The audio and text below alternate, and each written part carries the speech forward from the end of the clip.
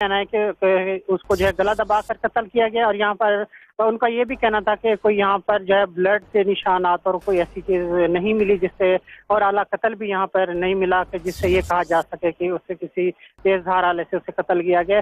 تاہم ان کا یہی کہنا ہے کہ ابتدائی طور پر یہی معلوم ہوا ہے کہ ان کو جو ہے گلا دبا کر قتل کیا گیا ہے۔ جاوید یہ بھی بتائے گا پولیس کا کیا بتانا ہے، ملزم کو گرفتار کرنے کے لیے ابھی تک کیا کارروائی کی گئی؟ پولیس کی بھاری نفری موجود ہے اور سی پی او کا یہی کہنا ہے کہ ملزم جو ہے فرار ہو چکا ہے، اس کی گرفتاری کے لیے جو ہے چھاپہ مار ٹیمیں جو ہے وہ تشکیل دی جا رہی ہیں اور ملزم کو جلد گرفتار کرنے کی کوشش کی جائے گی۔ ٹھیک، اور جاوید یہ بھی بتائیے گا کہ اس کے فرار ہونے سے متعلق بھی کیا وہاں موجود اس کے جو ماں باپ ہیں وہ اس حوالے سے کنفرم نہیں کر رہے کہ کوئی فرار ہوتے اسے دیکھا گیا ہو یا روکا گیا ہو یا کوئی آواز انہوں نے اس وقت سنی ہو جب اس نے اس کو قتل کیا؟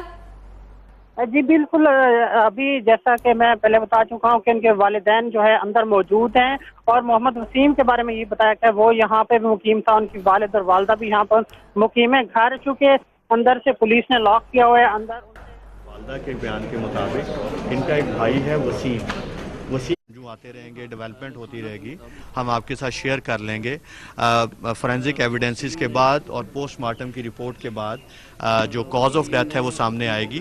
اپیرنٹلی اٹ لکس لائک کہ گلا گھونٹ کے بھائی نے مارا ہے۔ اچھا سی پی، یہ بتائیے گا انہوں نے اپنے حوالے سے سیکورٹی جو خدشات تھے اس حوالے سے پریس کانفرنس بھی کی تھی اور وزارت داخلہ سے بھی رجوع کیا تھا، اور متعلقہ تھانے سے رجوع کرنے کا کیا گیا تھا، کیا اس حوالے سے بتائیں؟ نہیں جی، وی ور ناٹ بین، ہمیں کسی نے نہیں بتایا اور نہ ہی کسی نے یہ کہا، نہ ہی کوئی ریکویسٹ آئی ہمارے پاس۔ نہیں جی، ہم اس کو ٹیمیں ہماری روانہ ہیں، وی آر انشاءاللہ ہوپ فل کہ ہم جلد پکڑ لیں گے۔ گھر میں کون کون ان کے ساتھ؟ اس کے دونوں والدین ماں باپ ہیں اور ایک وسیم جو ایکیوزڈ ہے، اپیرنٹلی وہ رات اس وقت گھر میں تھے۔ جی یہ عظیم اور انور مائی ہیں۔ دیکھیں یہ ایگزیکٹلی یہ صبح سو کے جب اترے ہیں تو ان کو وہ نہیں تھا، تو ہمیں یہ پوسٹ مارٹم میں پتہ لگ جائے گا cause of death and time of death. Sir والدین کیا کہتے ہیں کہ کیا وجہ ہے؟ والدین یہی کہہ رہے ہیں کہ شاید آپ کو جو ریسنٹ پاسٹ میں چیزیں ہوئی ہیں تو والدین کا یہی کہنا ہے فی الحال کہ وہ شاید غیرت کے نام پہ ہو یا کوئی اس طرح۔ Thank you very much. Qandeel Baloch کے قتل کے حوالے سے پولیس حکام جو ہیں وہ اس وقت کچھ میڈیا سے بات کر رہے تھے، اور ان کا یہ کہنا ہے کہ ابھی تک ابتدائی طور پر اس کے والدین کا یہی کہنا ہے کہ جو ریسنٹ تمام واقعات ہوئے تھے تو ان کا یہ کہنا ہے ان کے والدین کا کہ تو غیرت کے نام پر یہ کچھ واقعہ جو ہے یہ رونما ہو سکتا ہے۔ بہرحال پوسٹ مارٹم کے بعد ہی جو ٹائم آف ڈیتھ اور کاز آف ڈیتھ پتہ چل سکے گا کہ کس طرح سے اس کو اور کب قتل کیا گیا۔ سی پی او اظہر اکرام کا یہ کہنا ہے کہ ملزم کو ابھی تک گرفتار نہیں کیا جا سکا۔ قندیل کے بھائی نے رات کے قندیل کا گلا دبا کر اسے قتل کیا۔ Police model girl Qandeel Baloch کے گھر مظفر آباد بھی پہنچ چکی ہے۔ قندیل چاندرات سے نواحی علاقے مظفر آباد پہ مقیم تھی۔ سی پی او اظہر اکرام کا یہ بتانا تھا قندیل بلوچ کا گلا دبا کر اس کے بھائی نے قتل کیا، اور والد نے پولیس کو ٹیلی فون پر اس بات کی رپورٹ بھی کی ہے۔ قندیل بلوچ کے والد نے سی پی کو اطلاع دی کہ قندیل کو قتل کر دیا گیا ہے، ماڈل قندیل بلوچ کو قتل کر دیا گیا ہے، اور آر پی او کی جانب سے اس بات کی تصدیق بھی کر دی گئی ہے۔ قندیل بلوچ کو اس کے بھائی نے گلا دبا کر قتل کیا گیا ہے، اور اس وقت ملزم کو پکڑنے کے لیے، گرفتار کرنے کے لیے چھاپے بھی مارے جا رہے ہیں۔ قندیل بلوچ کا گلا دبا کر اس کے بھائی نے قتل کیا ہے، یہ والد نے پولیس کو ٹیلی فون پر رپورٹ بھی دی ہے۔ ملزم کو ابھی تک گرفتار نہیں کیا جا سکا، یہ بتانا تھا سی پی او اظہر اکرام کا، اور قندیل کے بھائی نے رات کے قندیل کو گلا دبا کر قتل کیا۔ سی پی او کی جانب سے اس بات کی کنفرمیشن کر دی گئی ہے۔ سابق شوہر قندیل بلوچ عاشق حسین اس وقت ٹیلی فون لائن پر ہمارے ساتھ موجود ہے، اس سے کچھ بات کرتے ہیں۔ عاشق حسین یہ بتائیے گا یہ واقعہ ابھی رونما ہوا ہے، ماڈل قندیل بلوچ کو قتل کر دیا گیا، مبینہ طور پر اس کے بھائی نے اس کو قتل کیا ہے، آپ کیا کہہ سکتے ہیں اس ساری معاملے پر؟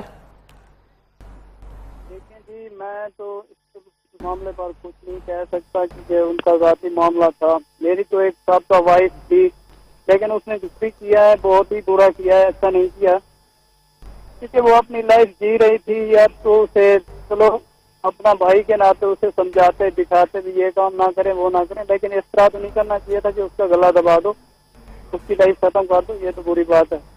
ٹھیک، تو آپ اس کے بھائی کو جانتے ہیں کیا ذاتی طور پر، کس قسم کے رجحانات کا مالک ہے اس کا بھائی؟ جی نہیں، میں نہیں جانتا، کیونکہ اس کے بھائی تو 6 भाई हैं उसके, ये पता नहीं है कौन सा भाई है जिसने किया ये। आशिक हुसैन साहब, अब आप हमारे साथ ही मौजूद रहेगा, अभी हम बात करेंगे। हमारे साथ मौजूद है मुफ्ती अब्दुल कवी साहब। मुफ्ती साहब, बहुत शुक्रिया आपके वक्त के लिए। अफसोसनाक सूरत हाल है, मॉडल कंदील बलोच को कत्ल कर दिया गया, क्या कहेंगे आप?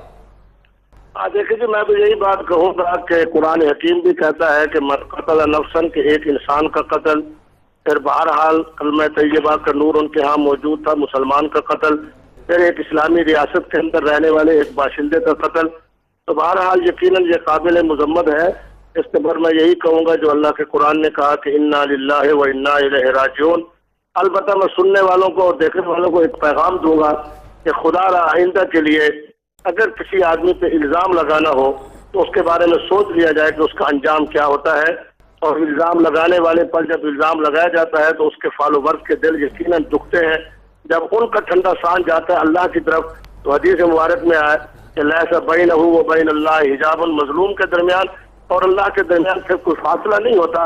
मैंने तो जब उन्होंने मुझे पैगामात किए, एक नहीं 5 पैगामात किए, मैंने तो इलेक्ट्रॉनिक मीडिया पे उन पैगामात को दिखाते हुए ये बात कही थी, मस्जिद के ज़ेर साया खड़े होकर अपनी खानकाह में, कि मैंने तो उनको माफ कर दिया। अलबत्ता मैंने ये बात कही थी कि पूरी दुनिया से जिस तरह मुझे फोन आए, जिस तरह पाकिस्तान से मेरी खानकाह से और मेरे बुजुर्गों से मोहब्बत करने वाले जो हजरात हैं, उन्होंने जो कलिमात कहे उनके दिल जख्मी हैं। उन जख्मी दिल वालों के मामलात की निगरानी करते हुए और उनकी नुमाइंदगी करते हुए मैंने ये बात कही थी कि मैं इनका मुकाबला अल्लाह के सपोर्ट करता हूँ। अल्लाह जो फैसला करेंगे और उसका जो फैसला होगा।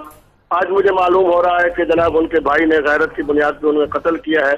तो बहरहाल ये एक अफसोसनाक वाक़या है। ठीक, मुफ्ती साहब ये भी फरमाइएगा कि कुछ अर्सा पहले तक, कुछ दिन पहले तक आपकी तरफ से बद्दुआ दी जाने के हवाले से भी इत्तला थी और मॉडल कंदील बलोच ने भी ये कहा था कि ऐसा नहीं हो सकता कि उनकी बद्दुआ में कोई असर हो। जो भी मामलात उन्होंने उसका पस मंजर भी बयान किया, तो क्या ऐसी भी कोई बात थी? देखिए, मैं तो अपने बारे में यही कहूँगा कि बहरहाल मैं एक गुनाहगार शख्स हूँ, दीन का तालिब इल्म हूँ। शायद मेरे बद्दुआ का तो याद मैंने की भी नहीं है। अलबत्ता मुझसे मोहब्बत रखने वाले ऐसे अफराद भी थे। मैं आज आपके टेलीविजन के तवस्सुत से कह रहा हूँ कि जिन्होंने तहज्जुद के नवाफिल के अंदर जो कुछ उनका दिल जख्मी हुआ, देखे ना जी, मेरे बुजुर्गों का एक बहरहाल अल्लाह तबारक व तआला ने उनको इल्म, अमल, तक़वे और विलायत के हवाले से बहुत बड़ी शान अता की है। अब मैं उनका अगर जनाब औलाद के होने की निस्बत से लोग मुझसे प्यार रखते हैं, मोहब्बत रखते हैं, मेरे साथ मोहब्बत रखने वाले दिलों ने अगर तहज्जुद के नवाफिल में बैठ के कि हमारे पीर मुर्शिद और हमारे पीर मुर्शिद के साहबजादा साहब के साथ ये मामला हुआ है, तो बहरहाल तो उनका जन ठंडी सांस हो या उनकी बद्दुआएं हो, तो बहरहाल मैं ये बात कहूँगा कि उन सुनने वालों को भी और मुझसे मोहब्बत करने वालों को कि जैसे मैंने माफ़ कर दिया है आप भी उसको माफ़ कर दें, क्योंकि अब उसका मामला अल्लाह के सपुर्द है और आखिरत के मराइल है। अल्लाह उसके आखिरत के मराइल को आसान करे।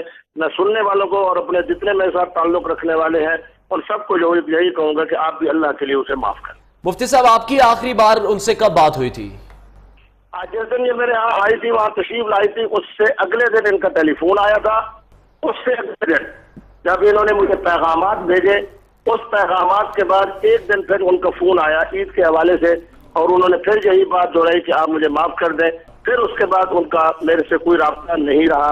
हो सकता है कि उन्होंने किसी अजनबी नंबर से फोन किया तो बहरहाल मैंने उनका फोन नहीं उठाया या मेरी उनसे कोई बात नहीं हुई।